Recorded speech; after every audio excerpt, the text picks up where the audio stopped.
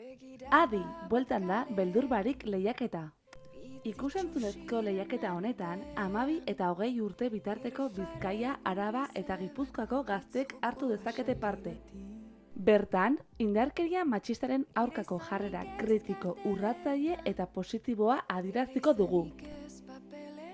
Nola hartu parte? Gehienez, 3 minutuko luzera izango du bideoak.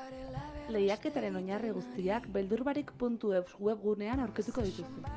Bideoan, zuen egunerokotasunean bizitzen dituzuen indarkeria matxistei buruz hitz egin behar duzu. Garrantzitsua da indarkeria hau nondik datorren islatzea eta honi aurre egiteko estrategia eta erantzun pertsonarak zein kolektiboak proposatzea. Beldurbarik.eus atarian intereseko ideiak eta gaiak aurkituko dituzue gaiak atalean. Eta adi, zure bideoan hitz egiten bada, ezinbestekoa da euskarazko edo gaztelerazko azpitituluak jartzea. Pertsona guztiek ondo uler dezaten eduki guztia. Horrez gain, lanean soinu edo abestiren bat jarri nahi baduzue kontuan izan egile eskubideak. Nola aurkeztu zure lana? Aurten adintarteak eta kategoriak aldatu egin dira. Lehiaketan 3 kategoria daude. Lehen kategoria 12-14 urte bitartekoena. Bigarren kategoria 15-17 urtekoena.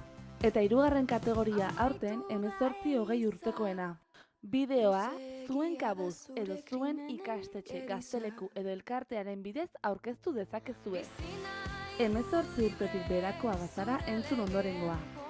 Lehiaketara zure kabuz aurkezten bazara, berdin dio banaka edo taldean, zure gurasoek edo tutorek baimen orria bete behar dute. Ikastetxearekin aurkezten bazara, baimen horri kolektiboa bete beharko du ikastetxeko ordezkariren batek. Zure gazteleku edo elkartearekin aurkezten bazara, parte hartzaile bakoitzak lehenengo eranskina bete beharko du eta guztiak batera bidali. Bideoa prest dagoenean, Vimeo edo YouTubera igo behar da.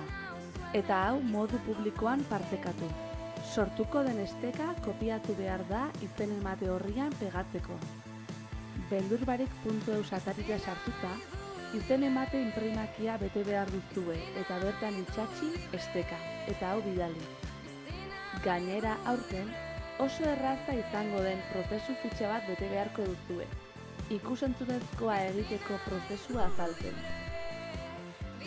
Jarraian, zuen izen ematea baieztatuko duen mezu bat jasoko duzue.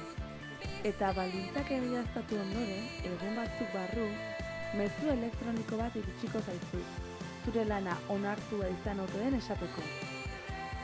2022ko irailaren 19ko goizeko 8:00 2022ko azaroaren 11ko gaueko 12:01 gutxira bitartean aurkeztu dezakezue zuen lana. Aurten ere zabaldu zure beldurbarik jarrera.